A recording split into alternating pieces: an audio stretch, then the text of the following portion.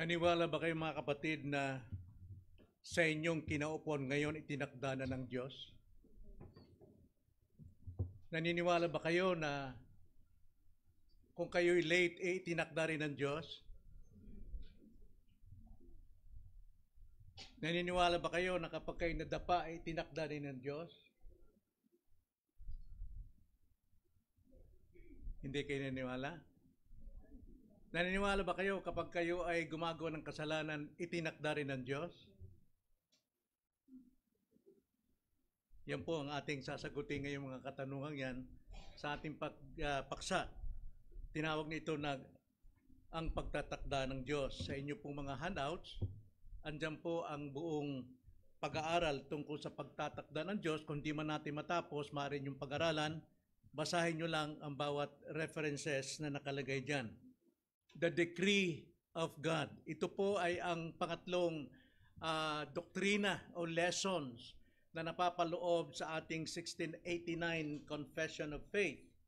At ito po ay pinag-aralang mabuti ng mga konseho sa loob ng 1,360 taon upang pagdating sa atin ay hindi na po tayo mangangapa ng ating mga pag-aaralan sa buong kasulatan. Sapagkat kung tayo pa magdidiscovery ng mga doktrinang ating panghahawakan at ating ipamumuhay, maaari tayong magkamali.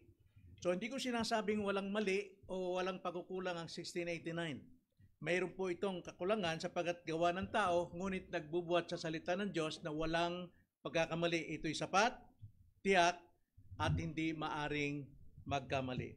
Bago lahat, tayo muna ay manalangin. Panginoon, salamat po sapagkat marami po sa amin ang nakakatupad sa iyo pong itinakda na kayo po'y aming luwalhatiin. Ngunit marami rin po, Panginoon, ang mga gumaganap, fulfill ang kanila pong buhay na hindi po nakapagbibigay lugod sa inyo sapagkat sinunod nila kung anuman ang kanilang nasa loobin. Salamat, Panginoon, at nawa patuloy niyo kaming bigyan ng kaunawaan ng iyong salita upang maingatan namin, Panginoon, makita namin, magkaroon kami ng discernment mula sa karunungang kaloob ninyo ng iyong salita, naming maiwasan ang kamalian at ang tama. Maaari naming layuan ang pag-rebelde sa inyo at ang pagsunod sa inyo. Maaari naming makilala kung ano yung mabuti at masama, banal at kasalanan. Kaya salamat, Panginoon, sa paksang ito, namin pong pag-aaralan ngayong umaga ang iyo pong banal na pagtatakda sa buong buhay namin, Panginoon. Itong aming samot dalangin sa pangalan ng Panginoong Hesus. Amen. Ito po ating paksa ay malaking usapin ito, kapwa sa Kristiyano at mga hindi Kristiyano. Maraming umaangking Kristiyano ngunit hindi nila alam ang kanilang ginagawa, kaya minsan ang kanilang mga pagtuturo ay alatsamba na lang kung ano lang ang nasa isipan, kung ano yung kabisado. Kaya kahit anong topic sa pangangaral, halimbawa, love of God, babagsak sa tithes. Kahit ang repentance, babagsak pa rin sa giving. Marami pong ganyan. Pero kung ating pong pag-aaralang maigi, kung ano pong tinuturo ng banal na kasulatan, napakarami po tayong dapat matutunan upang tayo po ay makapamuhay ng maayos, matuwid at kabanalan. Tayo po ay inuutusan ng Panginoon, be holy for He is holy. At hindi siya mag-uutos sa atin kung wala tayong kakayanan na gawin ito. Pero hindi tayo aabot sa perfection, sa kasapatan. Pero kung walang kabanalan, mga kapatid, walang sino mang maaring makita sa Diyos. Sapagkat kabanalan, ito'y buhay na pinamumuhay ng isang taong iniligtas ng Panginoon. For without which, without holiness, no man shall see the Lord. So ito po'y malaking usapin tungkol sa Kristiyano man na hindi niya alam ang tungkol sa God's decree at sa mga, lalo na sa mga hindi Kristiyano. May mga nagsasabi, even Christians, unfair ang God. Bakit ganun? Bakit nangyari ito? May nagsasabi naman, parang tayong robot niyan. Sunod-sunuran lang tayo sa Diyos. Mayroon tayong tali sa leeg o sa ilong, tulad ng kalabaw, kung saan hilain. Ganon, ginagawa natin yung kung ano yung gusto ng Panginoon lang at wala tayong kalayaan. Marami pong nagsasabi niyan. Pero sa mga naligtas, sa mga totoong Kristiyano, Ang God's decree, ito yung kapangyarihan ng Diyos sa buhay ng isang mananampalataya. Dalawang bahagi po ang ating alamin ngayong umaga sa ating paksa. Ito yung una, ang pagtatakda ng Diyos in general, sa pangkalahatan, upang makita natin na lahat po ng bagay ay nasa pagtatakda ng Diyos. Walang nilikha na wala pong layunin. May buhay man o wala, dakila man o munti, lahat yan gagawa yan ayon sa providensya ng Panginoon dahil itinakda ng Diyos. Pero tandaan natin, ang Diyos po'y nagtakda ng kabutihan, ngunit mayroon ding pagtatakda ang Diyos ng kaparusahan sa mga hindi sumusunod. Kaya bawat isa sa atin, finufulfill natin ang itinakda ng Diyos. Kung ikaw'y nagpapatuloy sa kasalanan, you're just fulfilling. Ano po yung tinakda ng Diyos sa iyo, nandiyan ka sa kasalanan, mamamatay ka talaga. Pero kung ikaw ay sumusunod sa Panginoon sa kabanalan, anumang mga tukso sa buhay natin dumarating, ngunit naninindigan ka sa katotohanan, you're just fulfilling. Tinutupad mo lamang yung itinakdang buhay para sa iyo. Pero ang Kristiyano, mayroon pong malayang kalooban, hindi po tayo robot. Makakapag-choose tayo, anong gusto natin? Pandaraya ba? Kalaswaan ba? Gusto ba nating pagliliwaliw? Pagwawalang bahala sa pagsamba? Pinufulfill mo ang dulo niyan para sa iyong kapahamakan. Pero kung pinaglalaban mo talaga, anuman mangyari, pinufulfill mo rin ang layunin ng Diyos para sa iyong kabutihan. Kaya in all things, God works together for good. So yun yung una dating tignan natin dito, ang pagtatakda ng Diyos sa pangkalahatan at higit sa lahat ang pagtatakda ng Diyos sa pagdating sa kaligtasan. Yan po ang ating titignan. So una, basahin po natin ang ating pong 1689. Sorry po, wala pa kayong kopya. Babasahin ko lang ang paragraph 1 and 2 sapagkat yan po ang nakalagay sa ating outline. Pagtatakda ng Diyos sa pangkalahatan. Paragraph 1, Lesson 3, paragraph 1 and 2. Ganito ang pagkasabi. Mula sa walang hanggang pasimula, itinakda ng Diyos ang lahat ng mangyayari sa panahon. Ito ay kanyang ginawa na malaya at walang pagpapalit. Malaya siya. Hindi siya nagbabago, walang pagpapalit, na sinangguni lamang ang kanyang sariling marunong at banal na kalooban. Gayunpaman, hindi siya ang may akda ng kasalanan ni naging bahagi nito sa anumang paraan. Hindi rin niya nilabag ang kalooban ng alinmang nilikha, ni isang tabi ang likas na kalagayan ng ikalawang sanhi. Tayo yun. Ang Diyos ang first cause, siya ang kumikilos lahat, pero tayo po ang nagre-respond, second cause, ikalawang sanhi. Bagkus, tignan nyo, providence of God, yung bagkus dyan, ang mga ito ay itinatag pa nga. Yung ating mga ginagawa, ikalawang sanhi, hindi pinapakailaman ng Diyos o hindi sinasaklawan ng Diyos, kundi ito pa nga ang nagpapatatag sa atin kung sumusunod tayo sa tama at sumisira sa atin kung sumusunod tayo sa mali. Kaya sabi po rito, sa lahat ng ito, ang kanyang ganap na karunungan, ganap na kapangyarihan, ganap na katapatan ay nakikita sa pagsasakatuparan ng kanyang mga itinakda. So siya nagtakda, siya rin ang magsasakatupad niyan. Okay? Either sa response natin, kung nasa mali tayo, itutuparin ng Diyos yung kanyang tinakda. Hindi na kailangang puntahan pa, paluin ka ng Diyos. No, darating tayo ang palo. Kung sa kaliwa, andun na po yun. Nakatakda na ron kung ano mangyari sa'yo kung disobedience ka. Kung nagwawalang bahala ka. Okay? Paragraph 2. Ang pagtatakda ng Diyos ay hindi batay sa kanyang paunang kaalaman. Pag sinabing paunang kaalaman, foreordination. Marami pong naniniwala ng Diyos ay nakakatanaw sa unahan. At lahat na nakikita niya na mali sa kanyang tatakda. Hindi po. Ganun po ang paniwala ng iba na ang taong yan sasampalataya. Nakita ng Diyos, sasampalataya ka, kaya siya pipiliin ko. Hindi po ganun. Ang foreordination ng Panginoon based sa kanyang pagtatakda, itinakda niya na tinityak niyang ito'y mangyayari. Kaya paragraph 2, sabi, ang pagtatakda ng Diyos ay hindi batay sa kanyang paunang kaalaman ng mga mangyari ayon sa ilang kondisyon. Yun po ang ating pag-aralan ngayon. So una, tignan natin ang pagtatakda ng Diyos sa pangkalahatan. Tignan natin ang kabuuang pananaw tungkol dito. Ang tanong dyan, sino ang may akda? Sino ang nagtatakda? Walang iba, kundi ang Diyos lang. Wala siya maaring hingan ng tulong o payo sa takdang panahon. Na gusto kong buksan ito, ilarawan ko lang. Okay? Halimbawa,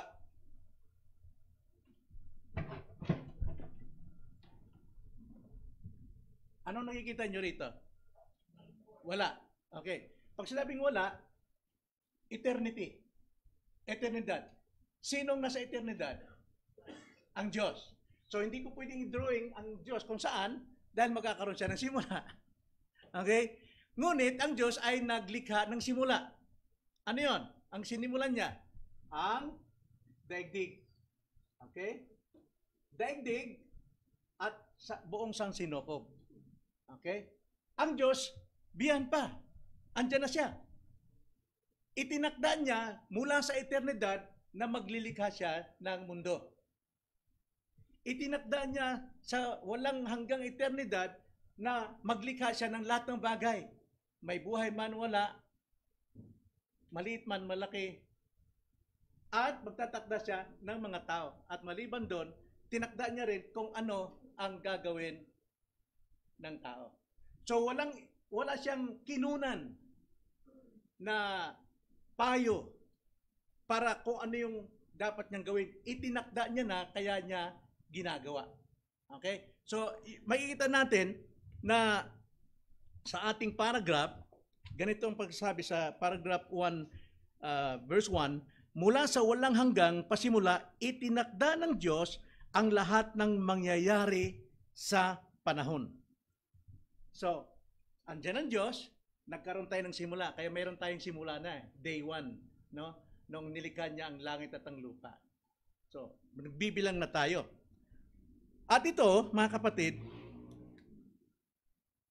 kung ang Diyos ang nagplano sa lahat ng bagay, tiyak na ito'y mangyayari.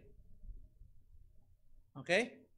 Kung ang Diyos ang nagplano, nilikhain lahat ng tao, lahat ng kilos, lahat ng bagay, tiyak na ito'y mangyayari. Now, ganito ang sabi sa Isaiah 14:24 hanggang 27.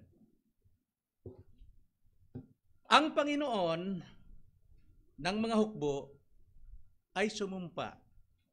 Gaya ng aking binalak, sabi niya, gaya ng aking binalak, gayon ang mangyayari. At gaya ng aking pinanukala, gayon ang mananatili. Yan po nagpapatunay na lahat po ng plano ng Diyos, itinakda niya, lahat yan ay gagawin niya at lahat ay mangyayari. Wala pong hindi maaring mangyari. Gaya po sa atin, tayo nagpaplano rin. Gusto nating mangyari yung plano natin. Pero mayroon tinakda ang Diyos eh. Kaya when we pray, kapag nananalangin tayo sa ating mga plano, mga kapatid, isanggunin natin sa Diyos, sapagkat mayroon tayong plano na maaaring gawin ng Panginoon sapagkat tinakda niya na, at mayroong hindi sapagkat nakatakda na. Tignan niyo ang sabi sa Proverbs 19:21. Kaya pagdating po sa kabiguan, huwag tayong manisi ng Diyos, kundi i-check natin saan tayo nagkamali. Saan tayo gumawa ng mali? 21. Sa puso ng isang tao, ang panukalay marami sa atin. Marami tayong panukala, marami tayong plano eh. Ngunit ang layunin ng Panginoon ang siyang mananatili. Minsan lumakad kami ni Mama. Plano namin ganito, diyan kami sa may DIY, sa may Molino Avenue. Pero habang tumatakbo ako, nakalimutan kong kumaliwa. Kumanan ako. Pagdating sa unahan, sabi ko, Ma, hindi mo pinaalala doon tayo pupunta. Sabi ni Mama, hindi. Kalooban ng Diyos, dito tayo. Las Piñas tayo. So wala na akong irereklamo. Hindi ko sinikap na magbalik sapagkat yung pupuntahan namin, pareho na naman ang purpose namin kung ano yung dapat namin bilhin. Yung alamang, dito kami napunta. Kaya minsan, huwag tayong mag-isip. Kung tayo man ay magbago ng isipan, alam natin may masamang mangyayari dito, bumalik kayo, mag-pray. Pray din.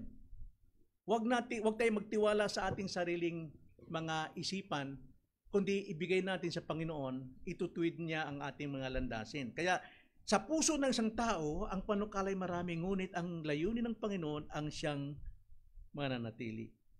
So, huwag tayo madismaya dyan. Now, paano ko malaman, Pastor, kung ano yung kalooban ng Diyos? Alam nyo kung ano pong batayan natin pagdating sa kalooban ng Diyos? Saan ba nakasulat ang kalooban ng Diyos? Sa banal na kasulatan. Lahat ng maaari nating malaman tungkol sa Diyos, nandyan yan. Lahat ng ating kilos, ugali, pamumuhay, patutunguhan, nasa salita ng Diyos. Yun ang kanyang tinatawag revealed will. Yung inihayag na kalooban. Deuteronomy 29:29, napakalinaw po nito pagkakasabi. Ang mga bagay na lihim daw, hindi natin alam, ay para kanino? Ay para sa Panginoon mong Diyos. May nalilihim ba sa Panginoon? Wala. Sa Kanya yun. Huwag nating ungkatin. Ngunit, ang mga bagay na hayag ay para sa atin at sa ating mga anak, magpakailanman, upang ating magawa ang lahat ng mga salita ng kautusang ito. Ano yung hayag na kalooban ng Diyos? Ay ang Biblia, mga kapatid. Kaya napakahalaga po na mahalin natin ang Biblia. Dito to'y magbulay-bulay araw at gabi upang masunod natin ang lahat na naayon sa nasusulat dito. Hindi yung lahat ng bagay magagawa natin. Lahat ng naayon sa banal kasulatan magagawa natin. Ang revealed will, itong problema sa maraming mga ngaral. Nanguhula sila doon sa mga hindi pa natin alam, hindi pa natin nakikilala. Kaya magaling sila, maraming naniniwala sa kanila. Huwag natin pakialaman yun. Halimbawa, mag-prophesy ako, lilindol ngayon sa Imos ng 7.5. Yun. Intensity 7.5. Hindi ko alam yun eh. Ba't ako manghuhula? Tanging sa Panginoon, ang Panginoon lang yun. Ngayon, halimbawa, nagka-lindol na, ang galing ko, di ba? So, yung mga umaangkin na mga propeta daw sila. Kaya, wag nating hamakin ng Diyos sa mga bagay na hindi natin alam, na ating ipinamumukha sa tao na alam natin. Kahit yung unahan mo, hindi pa alam eh. So, wag mo ipagyabang. Do not boast about tomorrow. Proverbs 27 verse 1, I think. Huwag ipagyabang ang kinabukasan sapagkat delikado yun. Ang kinabukasan po ay hawak ni Satanas. May control si Satanas. Ang kinabukasan sa Diyos talaga. Pero ang nagkukontrol si Satanas. Maaari tayong dalhin sa kasamaan. So, ano ang kalikasan ng God's decree? Ito'y ayon sa Diyos. Siya ang nagplano, siya ang tutupad, at siya rin ang gagawa ng lahat ng ito. Isaiah 46 verse 10 to 11. Ganito ang sabi. Verse 9, inyong alalahanin ang mga dating bagay ng una, sapagkat ako'y Diyos at walang iba. Ako'y Diyos at walang gaya ko na nagpapahayag ng wakas mula sa pasimula. Siya yung nagpapahayag mula sa simula hanggang sa wakas. At mula ng mga unang panahon na mga bagay na hindi pa nangyayari na nagsasabi, ang layunin ko ay maitatatag at gagawin ko ang lahat ng aking kaligayahan. Yan ang Diyos natin. In general, siya lahat ang nagtatakda, walang sino man. Kaya kailan nagsimula ang simula? From eternity past, nagsimula. Sa ating panahon, tayo lang may simula. Mayroong kalikasan, mayroong space, time and space. So ano ang sanhi ng God's decree? Ayon sa kanyang kalooban lang. Tingnan niyo sa paragraph 2 sa ating ang pagtatakda ng Diyos ay hindi batay sa kanyang paunang kaalaman na mangyari ayon sa ilang kondisyon. Kundi ito, ayon sa paragraph 1, ito'y batay lamang sa kanyang sariling kapasyahan. Ayon sa malaya at walang pagpapalit na sariling banal na kalooban. Psalms 115 verse 3. Ang aming Diyos ay nasa mga langit, kanyang ginagawa anumang kanyang gugustuhin. Anumang gugustuhin ng Diyos sa buhay natin, matuto tayong lumago na huwag magreklamo sa Kanya. Sapagkat kung ikay anak ng Diyos, lahat ng bagay gagawin niya. Kahit sa tingin mo masama, para sa iyong kabubuti. Maghintay lang. If we suffer so long, matagal tayo nagsasuffer sa ating karamdaman, o anumang kalagayan natin, no, ang Diyos ay may kontrol eh. Siya nagtakda eh. Ibig sabihin, mayroon siya magandang layunin para sa atin. Kung mamatay man ang ating mga minamahal, alam natin, hindi maring magkamali ang Diyos. Itinakda niyang buhay. Itinakda niya ng anak mo, baby pa lang, nasa sinapo mo na mamatay. Itinakda niya ng baby mo, pagluwal, namamatay. Itinakda niya ang buhay ng bawat tao. Hebrews 9:27. It is appointed unto man once to die.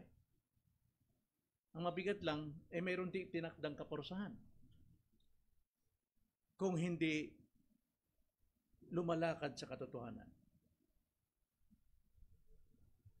Dapat tayong manginig ng respeto sa Diyos. Sapagkat alam niyang ginagawa natin, alam niyang iniisip natin. Marami tayong panukala, isipin natin na babasa ng Diyos. Kaya layunin niya palagi ang nasusunod.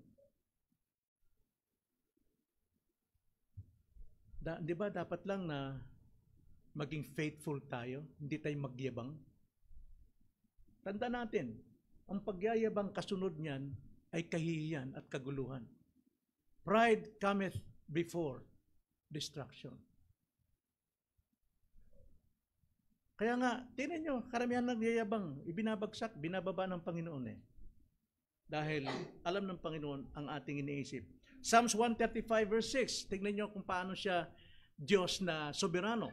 Ang sabi, ginagawa ng Panginoon anumang kanyang kinalulugdan sa langit, sa lupa, sa mga dagat, at sa lahat ng kalaliman. Even doon sa pinakamalalim na hindi naaarok ng sino mang tao, hindi naabot, nakikita natin lahat ng gumagawa, kung mayroong mang buhay doon sa ilalim ng lupa, siya pa rin ang tatakda. Gaano pa kaya ang puso natin? Kaya tanong ko nga dito, sa ating kalagitnaan, hindi lahat dito miyembro. Bakit? Hindi pa sila Kristiyano, inaamin nila hindi sila Kristiyano. Pero bakit hindi ka nagiging Kristiyano? Ilang sermon pa ang maririnig mo para isuko mong buhay kay Kristo. Kaya nakapagtataka bakit hindi lahat nagiging Kristiyano? Kasi may sinusunod silang ibang daan. Ang totoo, tinutupad lang nila kung ano itinakda sa kanila sa kasamaan o kabiguan. Pero once nag-step ka doon kay Kristo, pinufulfill mo lamang kung ano yung tinakda ng Diyos sa iyo na buhay sa kanyang kariyan. Kaya nga, ang sabi dito, ginagawa ng Panginoon anumang kanyang kinalulugdan. Sa langit, sa lupa, sa mga dagat, at sa lahat ng kalaliman. Wala pong makakapagreklamo dyan. Walang makakatanggi. Romans 9:19, ganito po ang pagkakasabi ni Pablo. Kaya't sasabihin mo sa akin, bakit tumahanap pa siya ng kamalian? Kung siya pala nagtatakda ng lahat ng bagay, kung saan ako pupunta, nandito ako, adulterer ako. Bakit niya ako sisisihin? No! Sino kang tao magreklamo? Tinutupad mo lamang yung pinili mo. Kaya ka nandyan sumasawsaw sa kasalanan, tinutupad mo lamang ang itinakda ng Diyos na kaparusahan kahihiyan para sa iyo. Kaya sino kang magrereklamo sa Diyos? Sinong sasalungan ng kalooban ng Diyos? Wala. Only fools, tanging mga hangal lamang na yung nagsasabi, walang ng Diyos, hindi nakikita yung ginagawa ko. Kaya ko maligtas sarili ko. Only fools says in their heart, there is no God. So gaano kalawak yung God's decree? Ang lawak dito mga kapatid, sumasalahat. Sumasalahat. Lahat ng pangyayari, lahat ng events. Wala pong natatago dyan. Kaya sa isang Kristiyano, mga kapatid, dapat tayo maging matatag sa ating pananampalataya. Why? Dahil ang Diyos sumasalahat. Sakop niya sa lahat ng kamalasan natin sa buhay. Sakop pa rin ng Diyos. Sapagkat lahat po na nangyayari sa ating kabiguan, ano ba man, disgrasya, mga kapatid, sakop ng Diyos. At kung ikay anak ng Diyos, hindi ito para sa iyong ikasasama, ikapapahamak, bagamat napahamak ka na, aksidente ka na, pero walang aksidente sa iyong aksidente. Sapagkat Romans 8:28, nalalaman natin na sa lahat ng bagay, ang Diyos ay kasamang gumagawa sa lahat ng bagay, mabuti mo at masama, para sa ikabubuti ng mga taong nagmamahal sa Kanya, na Kanya namang minahal. Ephesians 1:11, sa Kanya ay tumanggap din tayo ng isang mana na itinalaga ng una pa.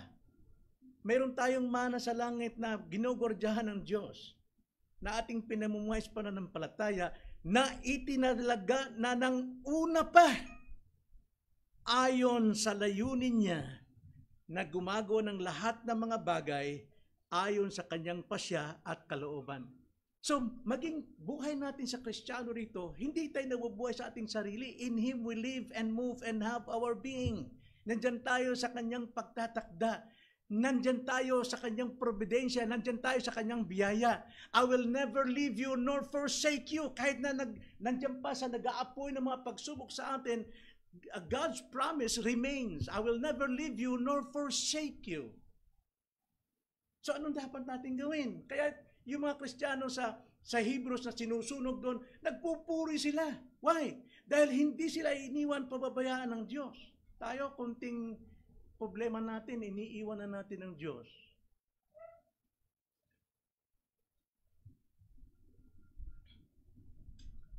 Lawak po talaga ng ating Diyos. Pero, tandaan natin, ayon sa paragraph 3,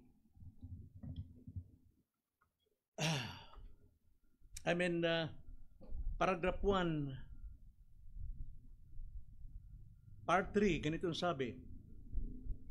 Hindi rin niya nilabag, 2, gayunpaman, hindi siya ang may akda ng kasalanan, ni naging bahagi nito sa anumang paraan. Sa tingin ninyo, sa pag-aaral natin sa Biblia, saan nagmula ang kasalanan? Kailan nagmula ang kasalanan? Kailan lumabas ang kasalanan? Kanino nagmula ang kasalanan? Sino ang author ng kasalanan? Satan. Si Satanas. Remember Genesis 1:31? And God, tinignan niya lahat ng kanyang nilikha, all things are good. Lahat mabuti. Pero bumaba si Satan, tinukso niya si Eve. Ang Diyos ba nagbigay ng kasalanan kay Eve? Kay Adan? Ang Diyos nagpahintulot sapagkat pinili ni Eve na labagin ng Diyos. So, si Eve at si Adan, they fulfilled yung itinakda ng Diyos. Ang sino mang lumabag, ay talagang magkakasala, mahuhulog sa kamatayan. Kaya, sino ngayon saan nagmula ang kasalanan? Sa sanlibutan. Romans 5:12. Ano sabi doon? Saan nagmula ang kasalanan? Is it from God? Pakibasa po, Romans 5:12.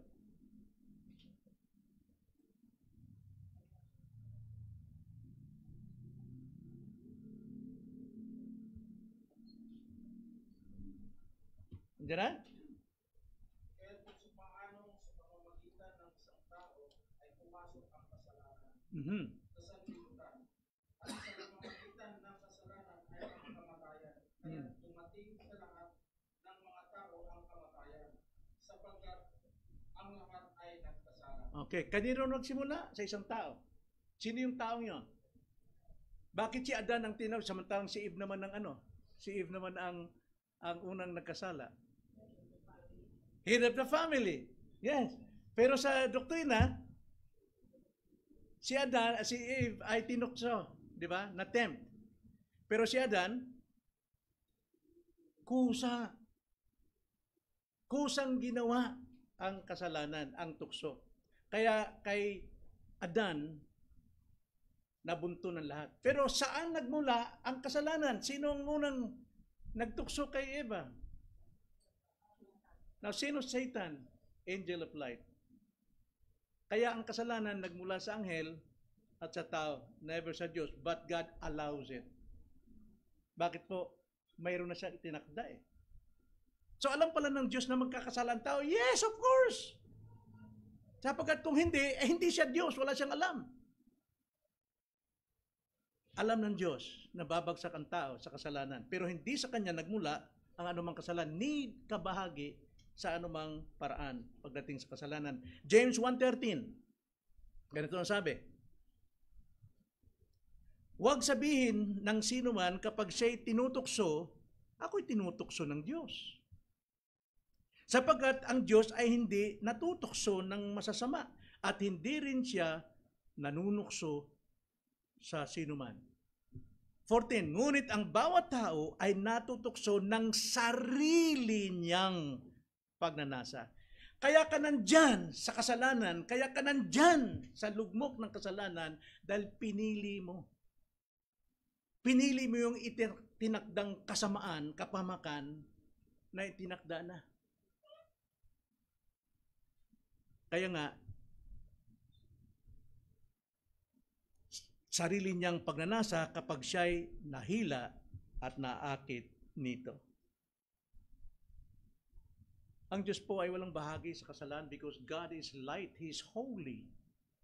Wala pong anumang mansa ang Diyos. So makita natin, God is not the author of sin. Hindi po siya, kundi ang anghel at ang tao.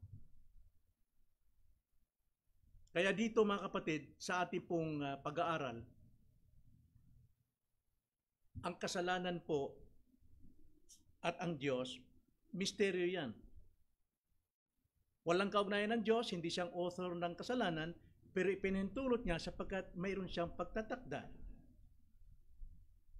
Wala siyang bahagi sa anumang kasalanan. Ang Diyos ay napupuot sa kasalanan every day. Napupuot ang Diyos sa kasalanan. Pero ipinilano niyang mangyari. Ano kaya? Bakit?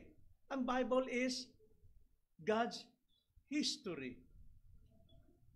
So, andyan po yung redemptive history. Mayroon pong katubusan kaligtasan Ganun po kabuti ang Panginoon. Tinakda pa lang niya mula from eternity.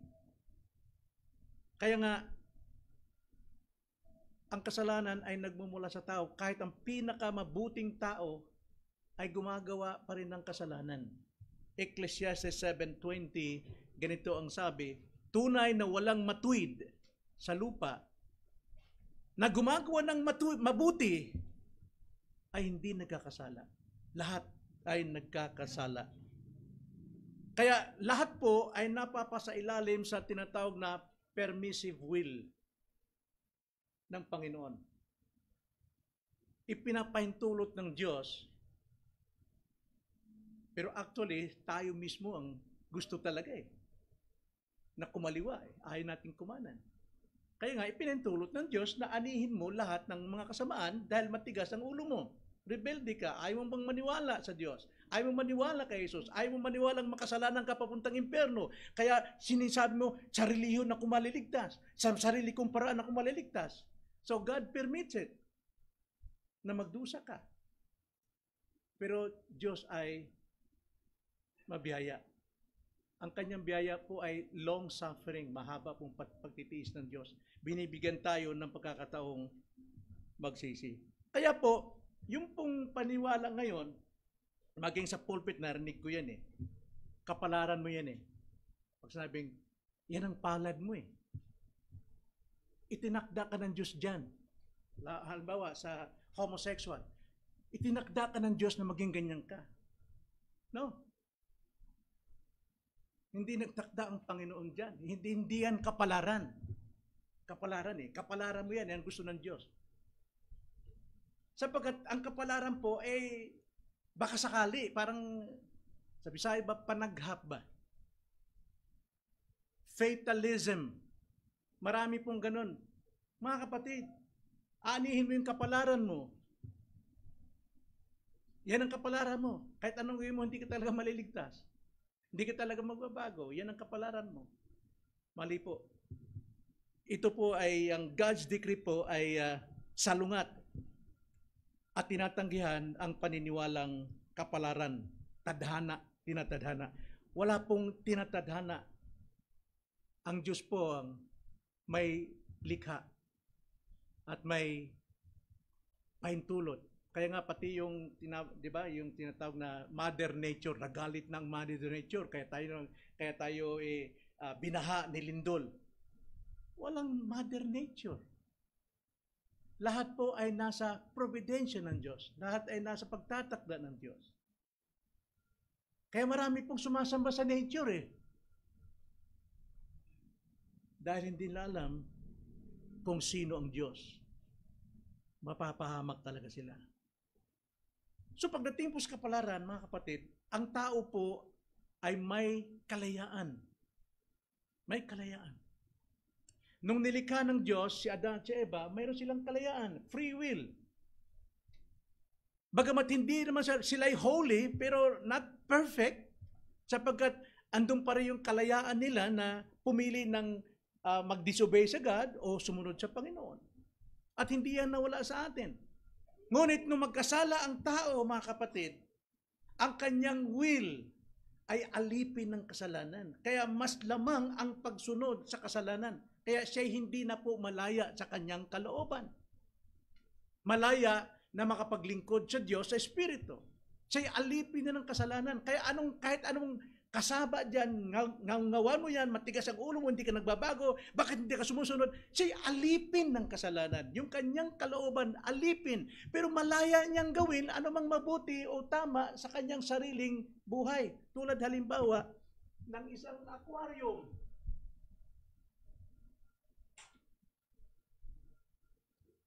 May isda dyan, mga kapatid. Ang isda dyan, yan ang kalagayan ng tao. Okay? Nandiyan ka sa aquarium ng iyong kasalanan, nature mong kasalanan.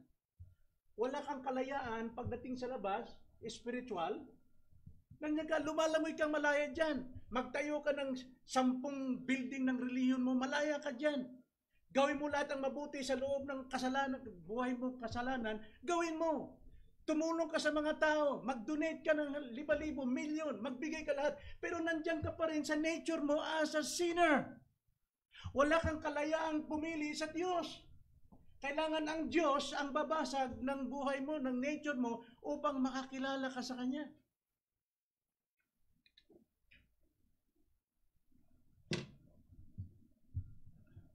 Kaya nga, mga kapatid, wala po ritong kapalaran. Sapagkat dito sa kasalanan, makasalanan ka, malaya ka. Pero ngayon, as a Christian, mga kapatid, wala na ink. As a Christian, balik uli yung image of God sa iyo from the beginning nung nilikha ka. Pero ang pinakamaganda rito, na si Kristo nasa puso mo na. So yung free will mo, mas higit ang pagsunod mo sa kalooban ng Diyos. Ngayon, pagka sinunod mo yung remaining sin mo, talagang itinakda rin yung kung ano mangyari sa buhay mo sa pagsunod sa kasamaan. Lahat ng kamalasan darating sa iyo. Yun ang kagandahan ng isang Kristiyano na, malaya na, wala na sa aquarium ng nature of sin. Kaya itong mga taong ito, even pastors dito, mga malaya tayo. Okay, malaya kayo, pero hindi pa kayo malaya sa pagkakaalipin ng kasalanan. Kaya makita natin, bakit hindi sila katulad sa atin. Maraming theologians dito. Mga historians dito, magagaling. Mapapakinabangan natin ang kanilang theology, pero sila mismo hindi malaya. Kaya hindi po sa karunungan nababatay ang pagsunod sa Diyos. Kahit wala kang pinag-aralan, maaari ka makapagbigay lugod sa Diyos. Dahil mas higit mong nagagamit ang kalayaan mo sa pagsamba sa Diyos.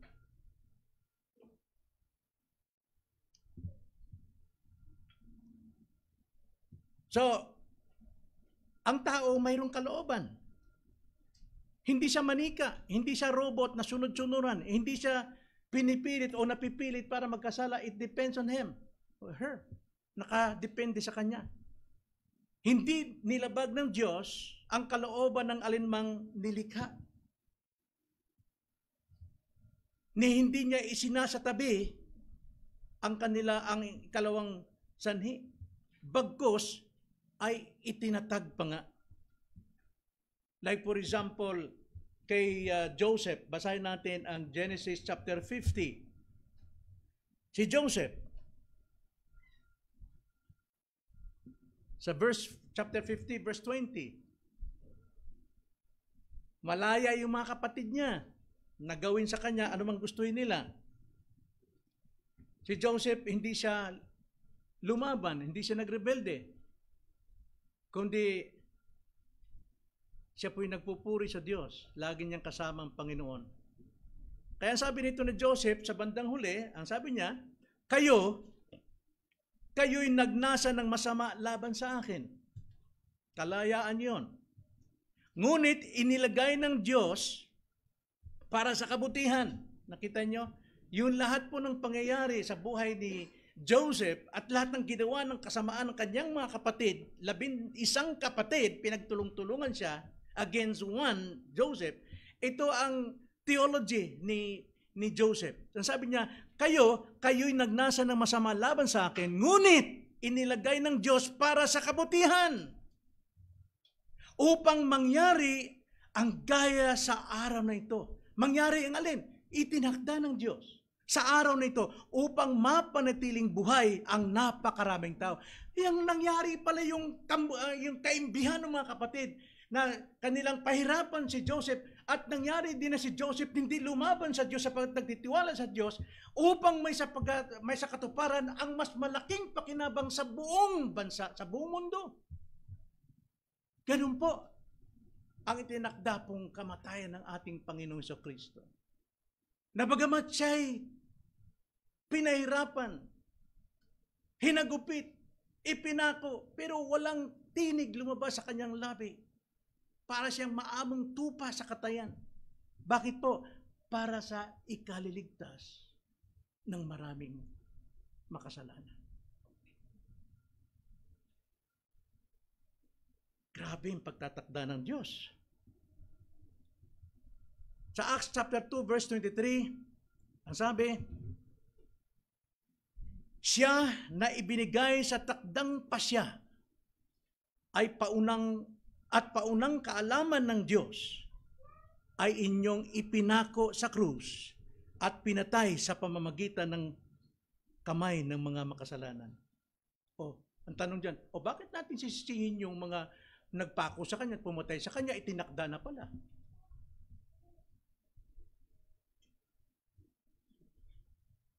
Alam natin, mga kapatid, itong pumatay sa kanya, nagpahirap sa kanya, nangutya sa kanya, Sinusunod lang nila kung ano yung itinakda sa kanilang kasamaan sapagkat doon sila lumalakad. Imbis na paniwalaan si Jesus.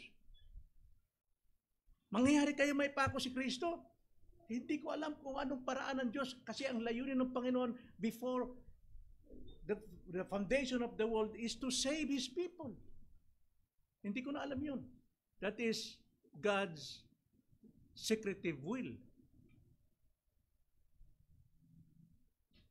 Pero alam natin, sa kabuuan, nangyari ang lahat, itong mga relihiyoso, silang pumatay kay Kristo para sa kapakanan ng mas marami. Mga kapatid, napaka biyaya ng Diyos sa atin.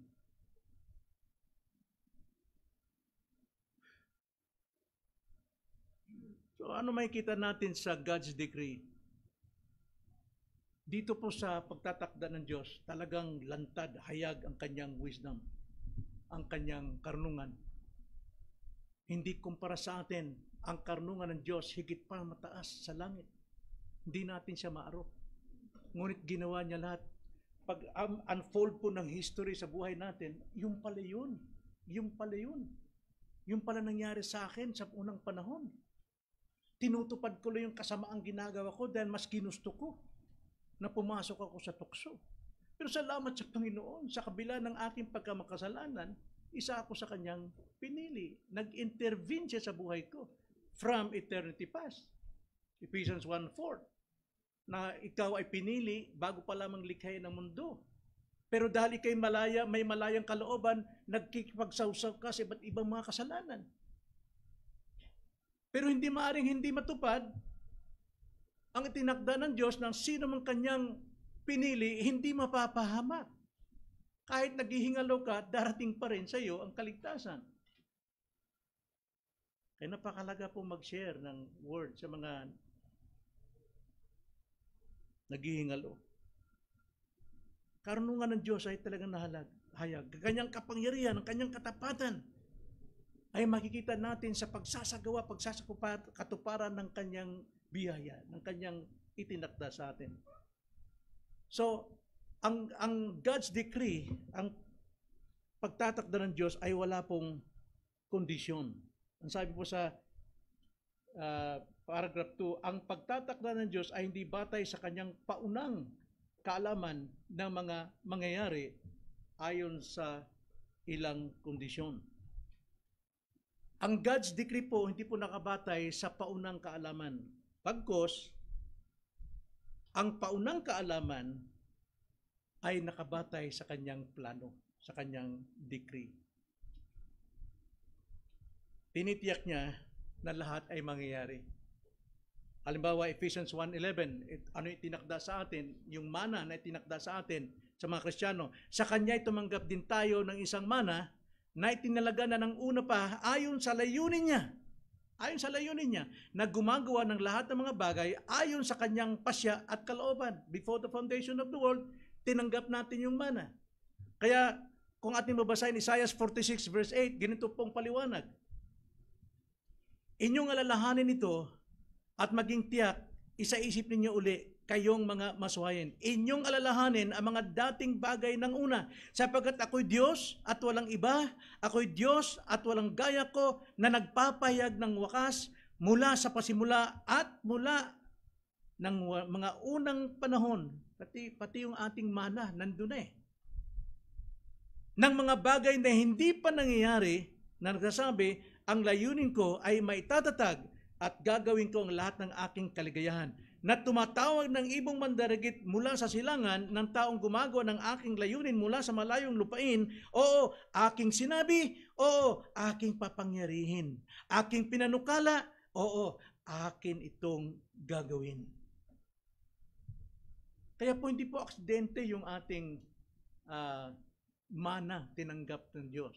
Ang ating kaligtasan, ang ating pagiging anak ng Diyos, ang ating pagiging mamamayan ng kanyang kaharian. Ganun po kalawak ang biyaya ng Diyos sa atin, mga kapatid. So, ito po ang kanyang pagtatakda sa pangkalahatan.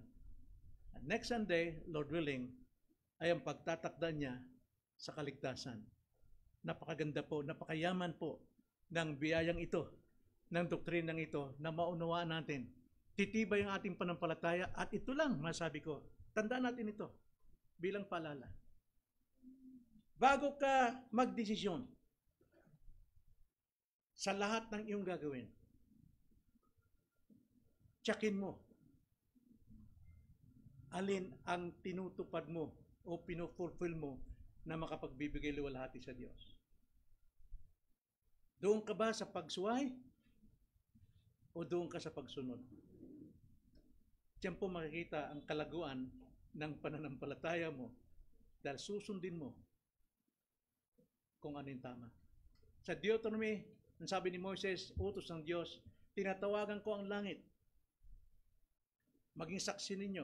Ako'y naglagay sa inyo ng kamatayan at buhay. Piliin nyo ang buhay, huwag ang kamatayan. Yan po ang gabay ng salita sa atin. Yung po yung revealed will ng Diyos sa atin. Ang ating desisyon ay batay sa kanyang kalooban. Sa banalang kasulatan. Tayo manalangin. Panginoon, salamat po sa inyong mga salita. Kulang, Panginoon, ang panahon, sandali, na amin pong suyurin ang napakalalim na minahan ng ginto ng iyong salita, higit pa sa ginto, upang maunawaan namin ang iyong kadakilaan sa buhay ng bawat isa sa amin. Pahintulutan po ninyo, Ama, sa inyong pahintulot, na sa amin pong pakikinig ng mga mensahe, mga pangangaral, hayaan niyo pong manumbalik sa amin ang liwanag ng kaunawang ito upang mapagyaman namin ang aming pong pakikinig ng inyong salita na ipinapangaral sa aming kalagitnaan. Nawa magligtas kayo, Panginoon. Himukin sila ng banal na espiritu at ibigay sa kanilang paningin ang kanilang kasamaan, ang kanilang pagtanggi sa inyo, nito'y patungo sa kapahamakan. Sapagkat may nakatakdang kamatayan at hindi namin alam kung kailan. Kundi alam namin na ito po'y hayag sa iyo pong banal na kautusan.